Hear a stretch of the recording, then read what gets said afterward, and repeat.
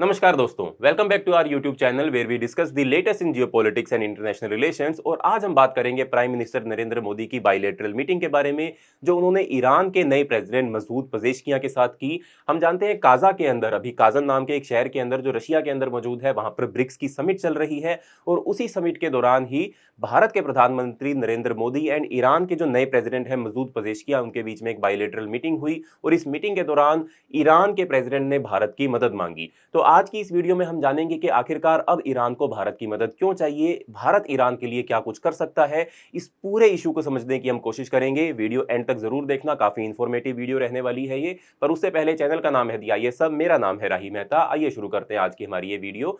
पर उससे पहले थोड़ा हम इस पूरी मीटिंग का ओवरव्यू जान लेते हैं। तो दोस्तों, ये पहली बार था जब प्राइम मिनिस्टर नरेंद्र मोदी और जो ईरान के प्रेसिडेंट है पजेश्कियां, वो फेस टू फेस मिलते हैं। ये मीटिंग ब्रिक्स के साइडलाइन पर हुई, जो एक बहुत ही इंपॉर्टेंट ग्लोबल प्लेटफॉर्म बन चुका है। हम जानते हैं, हमने लास्ट वीडियो के अंदर भी बात करी थी कि ब्रिक्स जो है वो एमर्जिंग इकोनॉमीज के लिए एक बहुत इंपॉर्टेंट प्लेटफॉर्म है, जिसकी शुरुआत 2009 में हुई थी, जिसका पहले नाम ब्रिक हुआ करता था, जब इसके अंदर ब्राजील, रशिया, इंडिया और चाइना शामिल थे। पर बाद में इसको साउथ अफ्रीका ने भी ज्वाइन कर लिया और इसका नाम जो था वो ब्रिक्स से ब्रिक्स हो जाता है। और अब ब्रिक्स प्लस के नाम से इसको जाना जा रहा है, क्योंकि और भी कई सारी कंट्रीज ने इसको ज्वाइन कर लिया है। ईरान उनमें से एक है। तो पहले हम समझ लेते हैं कि कौन कौन से की पॉइंट्स थे मोदी और पजेश्कियां की मीटिंग के दौरान। तो दोस्तों, मोदी जी ने इस मीटिंग के बाद एक ट्वीट भी किया था, और उस ट्वीट के माध्यम से हमको यह भी पता लगता है कि दोनों देशों के बीच के जो रिलेशंस है वो काफी ज्यादा स्ट्रांग हो रहे हैं। और ये जो मीटिंग थी ये काफी ज्यादा प्रोडक्टिव भी थी। मतलब दोनों लीडर्स ने इंडिया और ईरान के पुराने रिलेशंस को रिव्यू किया, जो हिस्टोरिकल हैं, कल्चरल लिंक से लेकर चाहबार पोर्ट जैसे स्ट्रेटेजिक प्रोजेक्ट्स तक काफी ज्यादा गहरे हैं। भारत और ईरान के रिश्ते बहुत पुराने भी हैं और बहुत गहरे भी हैं। दोनों ने टेक्नोलॉजी, एनर्जी और रीजनल सिक्योरिटी जैसे फ्यूचरिस्टिक एरियाज में कोलैबोरेशन को बढ़ावा देने पर फोकस भी किया। ये सेक्टर्स दोनों देशों के लिए काफी इंपॉर्टेंट है, specially in the light of changing global dynamics. तो समझते हैं इसके साथ साथ और क्या क्या इस पूरी ब्रिक्स की मीटिंग के दौरान हुआ। तो दोस्तों, सिर्फ पजेश्कियां के साथ ही नरेंद्र मोदी जी की मीटिंग नहीं हुई है। इस ब्रिक्स की समिट के दौरान मोदी जी ने पुतिन के साथ भी एक बायलैटरल मीटिंग करी है, और चाइना के प्रेसिडेंट जी जिनपिंग के साथ भी एक बायलैटरल मीटिंग करी है, जिसके ऊपर हम अलग से बात करेंगे। अलग से हम वीडियो लेकर आएंगे कि भारत और चाइना के बीच में आने वाले फ्यूचर के अंदर रिलेशंस कैसे चेंज हो सकते हैं। अभी हम अपने आप को सीमित रखेंगे पूरे ईरान के इशू के ऊपर, और ईरान ने भारत की मदद क्यों मांगी है, हम इसके ऊपर ही बात करेंगे। तो दोस्तों, सबसे पहले हम अगर आगे बढ़े इस वीडियो में, तो ईरान और इजराइल का जो कन्फ्लिक्ट चल रहा है, उस परिप्रेक्ष्य में ब्रिक्स की ये जो मीटिंग थी ये काफी ज्यादा इंपॉर्टेंट हो जाती है। ये मीटिंग एक ऐसे वक्त में हुई है जब ईरान का इजराइल के साथ कन्फ्लिक्ट बहुत ज्यादा बढ़ चुका है। ईरान बैक्ड ग्रुप जैसे हमस और हिजबुल्लाह इजराइल के अगेंस्ट गाजा और लेबनान में काफी ज्यादा एक्टिव है। हम जानते हैं कि पिछले साल अक्टूबर के महीने में जो जंग शुरू हुई थी इजराइल के अंदर, गाजा पट्टी के अंदर, वो अभी तक शांत नहीं हो पाई है। हिजबुल्लाह ने भी हमस का सपोर्ट किया, और हिजबुल्लाह हम जानते हैं ईरान का ही एक प्रॉक्सी ग्रुप है।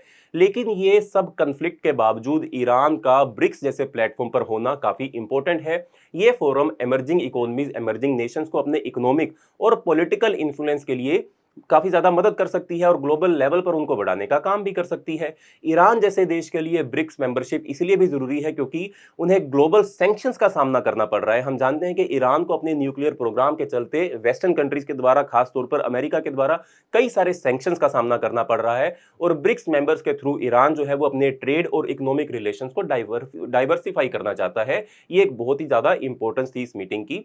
अब अगर हम आगे बढ़े इसके ऊपर बात करें, तो इंडिया और ईरान के रिलेशंस काफी सिग्निफिकेंट है, स्पेशली स्ट्रेटेजिक और इकोनॉमिक सेक्टर्स के अंदर। छाबर प्रोजेक्ट के बारे में तो हम सब जानते हैं। आपको भी पता होगा छाबर प्रोजेक्ट के बारे में कि इंडिया के लिए सेंट्रल एशिया तक एक्सेस बनाने का ये जो रूट है, ये हमारे लिए भी बहुत ज्यादा इंपॉर्टेंट है। ये ईरान के लिए भी इंपॉर्टेंट है। ये पोर्ट ईरान में ही मौजूद है, और इस प्रोजेक्ट के थ्रू इंडिया अपनी कनेक्टिविटी को एनहांस करना चाहता है। हम पाकिस्तान को बाईपास करना चाहते हैं। और मोदी जी और पजेश्कियां की मीटिंग का ये फोकस रहा कि दोनों देश अपनी पार्टनरशिप को और स्ट्रॉन्ग करें, स्पेशली फ्यूचर सेक्टर्स के अंदर, और शाहबार पोर्ट को जल्द से जल्द पूरा करके ये पूरा कनेक्टिविटी प्रोग्राम जो है वो उसको और आगे बढ़ाया जाए। पर दोस्तों, और भी कौन कौन से कारण हैं जिसके चलते ईरान को भारत की मदद चाहिए, आइए एक एक करके इनको डिस्कस करते हैं। तो चलिए समझते हैं ईरान इंडिया के साथ अपने रिलेशंस को क्यों इंपॉर्टेंस देता है। इसका एक मेजर कारण है इकोनॉमिक पार्टनरशिप एंड ट्रेड।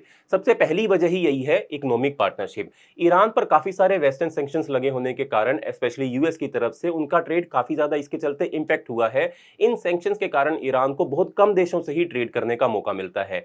यहां इंडिया ईरान के लिए एक स्ट्रॉन्ग पार्टनर बन सकता है, क्योंकि इंडिया को ईरानियन ऑयल की जरूरत है और ईरान को अपनी इकोनॉमी को मजबूत करने के लिए एक स्टेबल बायर की जरूरत है। इंडिया यूएस सैंक्शन के बावजूद अपनी डिप्लोमेसी के थ्रू ईरान के साथ ट्रेड को बैलेंस करता रहा है। पहले इंडिया ईरान ईरान के तेल का एक बड़ा इंपोर्टर हुआ करता था और ईरान चाहता है कि ये ट्रेड वापस से रिवाइव हो जाए। तो दोस्तों, ईरान जहां पर मौजूद है, हम जानते हैं वेस्ट एशिया में जहां पर ईरान मौजूद है, इंडिया के साथ ईरान की जो दूरी है वो चाइना के मुकाबले काफी ज्यादा कम है। तो होना तो क्या चाहिए था, ईरान और इंडिया की जो ट्रेड थी वो चाइना से ज्यादा होना चाहिए, ज्यादा ज्यादा होनी चाहिए थी। बट अगर आप इस फिगर में देखें तो चाइना की जो ईरान के साथ ट्रेड है वो भारत के मुकाबले 3 गुना ज्यादा है। यानी कि बहुत ज्यादा पोटेंशियल है अभी भारत और ईरान की ट्रेड के बीच में, इसको बहुत ज्यादा बढ़ाया जा सकता है। भारत ज्यादातर क्या एक्सपोर्ट करता है ईरान को, हम जानते हैं ईरान तो भारत को तेल बेचता है, पर भारत ईरान को क्या बेचता है, बासमती चावल से लेकर फ्रेश फ्रूट्स, चाय, प्रोसेस्ड आइटम्स, ऑर्गेनिक केमिकल्स, ऐसी बहुत सारी चीज हैं जो भारत के एमएसएमई सेक्टर्स के अंदर और एग्रीकल्चर सेक्टर के अंदर प्रोड्यूस की जाती हैं, जो ईरान को एक्सपोर्ट भारत पहले करता था, जिसके अंदर अभी थोड़ी गिरावट आई है।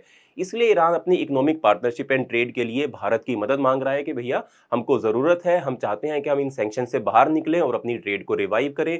और भारत की प्रोक्सिमिटी और भारत की मार्केट के चलते ईरान अब भारत के साथ अपनी रिलेशंस को एनहांस करके भारत की मदद मांगकर अपनी इकोनॉमी को रिवाइव करने की सोच रहा है। तो ये तो एक इंपॉर्टेंट कारण हो गया। अगला इंपॉर्टेंट कारण है स्ट्रेटेजिक कनेक्टिविटी, जिसके बारे में अभी हमने डिस्कस किया। ईरान और इंडिया का जो छाबर प्रोजेक्ट है ये काफी स्ट्रेटेजिक इंपॉर्टेंस रखता है। ये पोर्ट ईरान में होने के चलते ईरान को बहुत ज्यादा मदद हो सकती है इस पोर्ट से। और भारत क्योंकि सेंट्रल एशिया को डायरेक्ट एक्सेस नहीं कर सकता है, क्योंकि पाकिस्तान के साथ हमारे संबंध अच्छे नहीं है, पाकिस्तान के लैंड रूट का इस्तेमाल करते हुए भारत ईरान तक या फिर भारत सेंट्रल एशिया और फिर आगे यूरोप तक नहीं जा सकता है। पर छाबार पोर्ट के जरिए भारत अपने आप को ईरान से कनेक्ट करके फिर सेंट्रल एशिया और फिर यूरोप तक जा सकता है। ये कनेक्टिविटी काफी फायदा पहुंचाएगी भारत को भी और ईरान को भी। और ये पोर्ट जहां पर मौजूद है ये ईरान के लिए एक इकोनॉमिक हब भी बन सकता है, इसलिए ईरान को भारत की मदद चाहिए। और सिर्फ इतना ही नहीं, हम जानते हैं कि international north south transport corridor में भी ईरान जो है वो एक मेजर पार्टिसिपेंट है, जो इंडिया को यूरोप के साथ कनेक्टिविटी प्रोवाइड करेगा। और इसी के चलते ईरान चाहता है कि इंडिया इन सभी प्रोजेक्ट्स के अंदर एक्टिवली इन्वेस्ट करे, एक्टिवली इन्वॉल्व हो जाए और इन सभी प्रोजेक्ट को जल्द से जल्द पूरा किया जा सके, ताकि दोनों ही देश और पूरा इलाका जो है वो इससे फायदा उठा सके। तो दोस्तों, ये हो गया दूसरा कारण। तीसरा कारण जिसके चलते ईरान को भारत की मदद चाहिए वो है regional balancing against Pakistan and Saudis influence. अब बात करते हैं इस पूरे रीजनल राइवलरी के बारे में। पाकिस्तान और सऊदी अरेबिया हम जानते हैं कि काफी ज्यादा क्लोज एलाइज हैं, और पाकिस्तान और सऊदी अरेबिया ने पहले भी कई बार ऐसे बयान दिए हैं जो ईरान के अगेंस्ट थे। लेकिन ईरान इन दोनों से अपनी रीजनल पावर को बैलेंस करना चाहता है। यहां इंडिया ईरान के लिए एक न्यूट्रल पार्टनर बन जाता है, क्योंकि इंडिया और पाकिस्तान के रिलेशन जो है वो काफी स्ट्रेन है। ईरान के लिए इंडिया के साथ अपने रिलेशन को स्ट्रॉन्ग करना इसलिए भी जरूरी है ताकि वो अपने रीजनल इन्फ्लुएंस को बढ़ा सके, स्पेशली साउथ एशिया में और मिडिल ईस्ट के इलाके के अंदर। भारत के सऊदी के साथ भी रिलेशन बहुत अच्छे हैं और पाकिस्तान के रिलेशन साथ भारत के रिलेशन बिल्कुल भी अच्छे नहीं है, पर भारत ऐसे में ईरान के लिए एक मेजर स्ट्रेटेजिक पार्टनर बन सकता है, जिसके चलते वो अपने रीजनल बैलेंस को मेंटेन कर सके। तो ये भी एक बहुत इंपॉर्टेंट कारण है जिसके चलते ईरान जो है वो भारत की मदद मांग रहा है। अगला मेजर कारण है regional stability and geopolitical cooperation. India और ईरान का अफगानिस्तान के ऊपर जो कंसर्न है वो काफी ज्यादा नेचुरल है। भारत और ईरान पहले भी आपस में कोऑपरेशन की बात करते रहे हैं जब जब अफगानिस्तान की बात आई है। एंड यूएस के अफगानिस्तान से विड्रॉल के बाद दोनों देशों ने काफी ज्यादा चिंता भी व्यक्त की थी कि अफगानिस्तान की स्टेबिलिटी को लेकर ईरान भी कंसर्न है और इंडिया भी कंसर्न है। ईरान के लिए इंडिया एक स्टेबलाइजिंग फोर्स है जो साउथ एशिया और इंडियन ओशियन रीजन में पीस मेंटेन करने में ईरान की मदद कर सकता है, या कह लीजिए अफगानिस्तान के इशू को रिजोल्व करवाने में, तालिबान के साथ रिलेशंस को नॉर्मलाइज करने में अगर भारत पहल करेगा तो बाकी सभी देशों को भी उसका फायदा हो सकता है। इस geopolitical cooperation and regional stability के लिए भी ईरान चाहता है कि इंडिया जैसा पावर उसको अपना रीजनल अलाई बनाए, जो सिर्फ इकोनॉमी के लिए ही नहीं बल्कि रीजनल सिक्योरिटी के लिए भी ईरान की मदद कर सके। तो ये भी एक इंपॉर्टेंट कारण हो गया। अगला इंपॉर्टेंट कारण है दोस्तों बैलेंसिंग रिलेशंस विद चाइना। हालांकि ईरान और चाइना के बीच के जो रिलेशंस है वो काफी ज्यादा क्लोज हैं, काफी ज्यादा अच्छे हैं, इवन भारत से भी ज्यादा अच्छे रिलेशंस अगर हम कहें तो ईरान और चाइना के बीच में है।